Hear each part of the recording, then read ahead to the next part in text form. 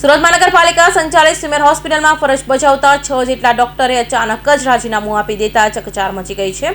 2 દિવસ પહેલા પણ 6 ડોક્ટરોએ રાજીનામું આપ્યું હોય, જેને લઈ સ્ટેન્ડિંગ કમિટીમાં સ્થાયી સમિતિને તેની નોંધ લીધી હતી।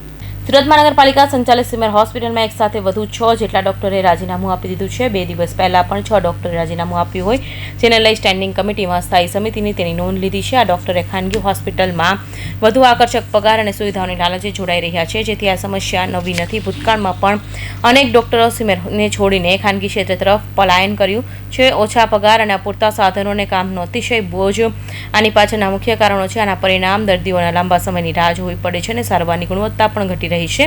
ગરીબ અને મધ્યમ વર્ગના લોકો માટે આશાનું કેન્દ્ર ગણાતા સિમેર હોસ્પિટલમાં આવી પરિસ્થિતિ છે, ત્યારે ડોક્ટરના રાજીનામાના આરોગ્ય સેવાઓની વિશ્વસનીયતા પર પ્રશ્નચિહ્ન ઊભું કરી રહ્યું છે। સિમેરમાં વિવિધ વિભાગના વધુ 6 ડોક્ટરના રાજીનામાની દરખાસ્ત શાસકો સમક્ષ મૂકવામાં આવી છે, ત્યારે આ મામલે હવે શાસકો શું નિર્ણય લે છે તે જોવાનું રહ્યું। જી સર, તબીબોની જે અછત છે શું કહેશો? સિમેર હોસ્પિટલમાં ખૂબ જ મધ્યમ પરિવારના દર્દીઓની સારવાર થતી હોય છે। અત્યારે જે તબીબોનું રાજીનામા આપ્યા છે તે પોતાના અંગત કારણોસર 1 વર્ષની પહેલાં અલગ અલગ સમયે આપ્યા હતા। તેની પ્રોસેસના ભાગરૂપે અત્યારે સ્ટેન્ડિંગમાં આવ્યું છે। સ્ટેન્ડિંગમાં રાજીનામું સ્વીકાર કરી નહીં શકાય, સ્ટેન્ડિંગ ચેરમેનશ્રી નક્કી કરશે।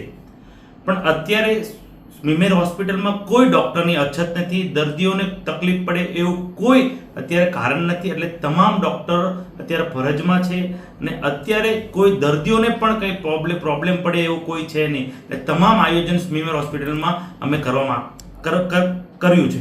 સર, આ તબીબોએ શા માટે રાજીનામા આપ્યા છે?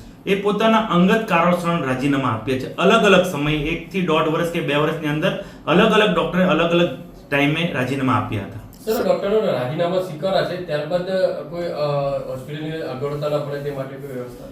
અત્યારે હાલની પરિસ્થિતિમાં કોઈ ફેકલ્ટીમાં ડૉક્ટરની અછત નથી, તમામ ફેકલ્ટીઓ અત્યારે કાર્યરત છે। અત્યારે કોઈ દર્દીને એક પણ પ્રકારની તકલીફ પડે એમ નથી।